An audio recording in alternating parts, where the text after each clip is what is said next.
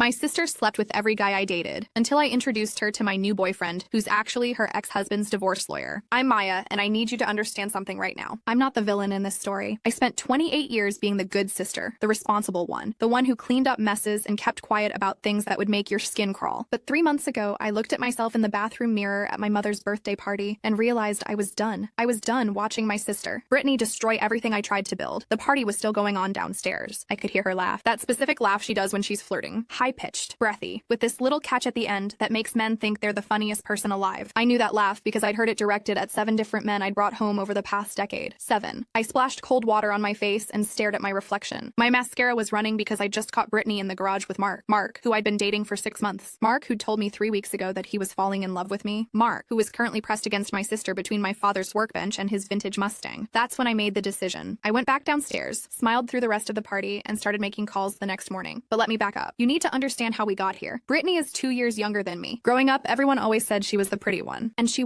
is. Blonde hair that actually looks natural, green eyes, this perfect little figure she maintains without even trying. Meanwhile, I got dad's darker features and mom's tendency to stress eat. But here's the thing. Nobody tells you about having a beautiful sister. It's not the comparisons that destroy you. It's watching her use that beauty like a weapon, and everyone just letting her. The first time it happened, I was 19. His name was Connor, and he was my first real boyfriend. We'd been together for almost a year. I thought we were serious. I was actually planning to tell him I loved him. Then I came home early from my shift at the campus library and found them in my dorm room. In my bed, Brittany cried. Said she was drunk, said Connor had come on to her, said she didn't know what she was doing. Connor said nothing, just grabbed his clothes and left. My parents made me forgive her. She's your sister, my mother said. Family is forever. Boys come and go. I was 21 when it happened with Daniel, 23 with Josh, 24 with Ryan. After Ryan, I stopped telling Brittany when I was dating someone. I tried to keep that part of my life separate. It didn't matter. She always found out. She always made her move, and here's what really killed me. Every single one of them fell for it. Grown men who claimed to care about me, who said they wanted a future with me, would throw it all away for one night with my baby sister. By the time I was 26, I had stopped dating altogether. I threw myself into my career instead. I work in marketing for a tech company. Good money, lots of hours, perfect excuse to avoid family gatherings where I'd have to watch Brittany bask in everyone's adoration. Then she got married. His name was Trevor, and honestly, I felt sorry for him from the start. He was a sweet guy. Quiet, kind of nerdy, worked in IT. He absolutely worshipped Brittany. You could see it in the way he looked at her. Like he couldn't believe someone like her had chosen someone like him. I wanted to warn him. I really did. But what was I supposed to say? Hey, Trevor, my sister's going to cheat on you eventually because that's just what she does. They lasted 3 years. The divorce was brutal. Trevor had gotten a promotion 2 years into their marriage, started making really good money, bought them a house in a nice neighborhood. Then Brittany got bored. She started sleeping with his boss,